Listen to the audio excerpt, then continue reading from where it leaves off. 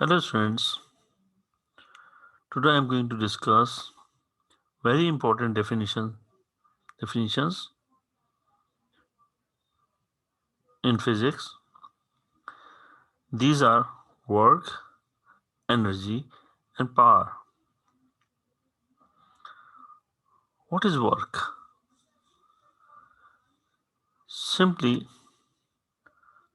when we apply force on any object and objects moves moves in the direction of applied force, so in physics we will say that work is to be done. Work क्या है? Basically जब आप किसी object पर force लगाते हो और object move करे जिस डायरेक्शन में फोर्स लगाई गई, तो हम कहेंगे कि उस ऑब्जेक्ट का पर कुछ काम किया गया। अगर ऑब्जेक्ट डिस्टेंस कवर नहीं करता तो हम सिंपली कहेंगे वर्क नहीं हुआ। तो वर्क की डेफिनेशन के लिए ऑब्जेक्ट की पर फोर्स लगाने के बाद उसका मूव करना भी जरूरी है।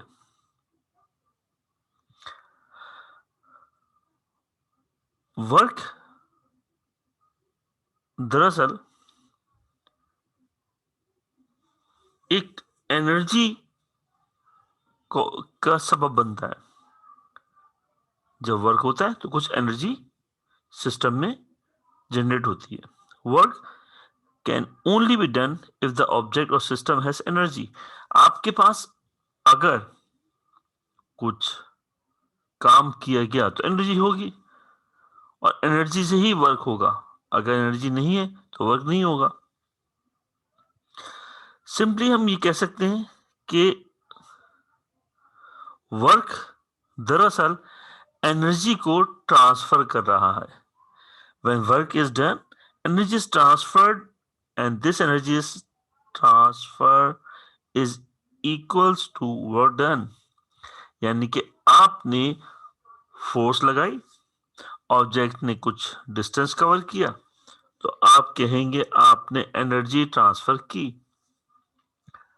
अब अगर हम इस डेफिनेशन को फॉर्मूले की फॉर्म देना चाहें तो हम कह सकते हैं work done is equal to force multiply distance moved, W equal to F D. जब इसकी SI unit system international unit हम कैलकुलेट करते हैं तो हम जो कैलकुलेट करते हैं जूल के अंदर, 1 joule equal to 1 newton metre. Next definition is energy. What is energy? Energy is the ability to do work. It has no direction, so it is a scalar quantity. Energy को हम इस तरह से देखेंगे कि energy आपने जितना काम किया, आपने ऑब्जेक्ट पर अप्लाई करके जो वर्क किया, उस वर्क करने की एबिलिटी क्या है? वर्क ज्यादा हो रहा है या वो वर्क कम हो रहा है? तो ये एबिलिटी वर्क करने की जो है ये कहलाएगी सिंपली एनर्जी। अब एनर्जी की कोई डायरेक्शन नहीं होती, एनर्जी इररिस्पेक्टिव ऑफ डायरेक्शन है, तो हम कहेंगे कि ये स्केलर क्वांटिटी है। अगर हम अपने अतराफ नजर डालते हैं तो हमें सबसे इंपॉर्टेंट चीज या सबसे एनर्जी की बड़ी सोर्स मिलती है सन। सन से बड़ी एनर्जी की सोर्स मौजूद नहीं है। अब सन में एनर्जी क्या है, किस फॉर्म में? तो आपको पता होगा कि सन में इंफ्रारेड रेजेस इमिट आउट हो रही है। तो सबसे बड़ी सोर्स जो एनर्जी ट्रांसफर करने की है वो है सन। एनर्जी को जो हम ट्रांसफर कर रहे हैं ये तो इंफ्रारेड रेडिएशन के थ्रू होती है। अगर हम बात करते हैं एनर्जी की तो एनर्जी मेजर की जाती है जूल में। 1 जूल आपके इक्वल टू होता है, ठीक है, आपके पास एनर्जी के हिसाब से। 1 जूल, 2 जूल, 3 जूल। अच्छा, अगर 1000 जूल हो जाए तो वन होता वो इक्वल होगा 1 किलो जूल के। तो हमारे पास फिजिकल जो हमारी वर्ल्ड है, तो उसमें जब कोई फिनोमेना हो रहा, कोई चेंजेस आती हैं, तो उसमें कहीं ना कहीं एनर्जी मौजूद होगी। अब नेक्स्ट डेफिनेशन है हमारे पास power. Power is basically is defined as the rate of doing work or rate of transferring energy। जब हम बात करते हैं rate in physics, this terminology of rate it means when time is involved।